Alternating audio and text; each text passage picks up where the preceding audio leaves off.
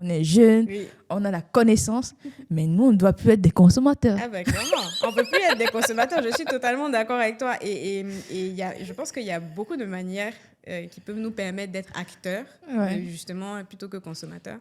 C'est déjà, dans un premier temps, encore une fois, pouvoir créer des solutions pour nous. Mais des solutions qui fonctionnent, des solutions qui peuvent être, entre guillemets, globales pour l'Afrique, mais des solutions qui sont vraiment créées pour nous. Et pour le coup, aujourd'hui, il y a tout ce qui est fintech, comme j'ai dit, qui prend de l'ampleur.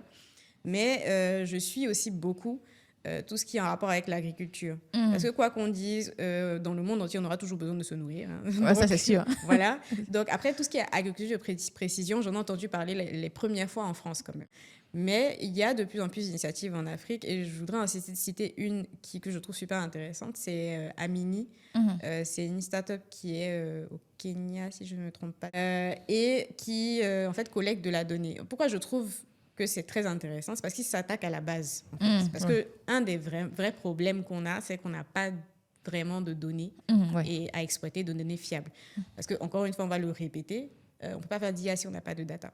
On ne peut pas faire d'IA si on n'a pas de données.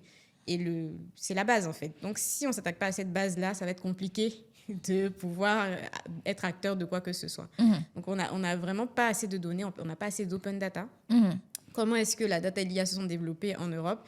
C'est parce les gens avaient des données, donc ça a permis à des gens comme nous, comme toi et moi, par exemple, quand on était étudiants, de faire des compétitions Kaggle. Ça a permis d'innover dans plusieurs domaines.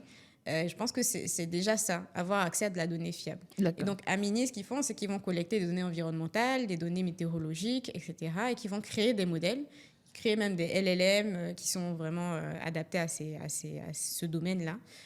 Donc, ils vont créer je crois qu'ils ont un modèle sur Hugging Face même d'ailleurs.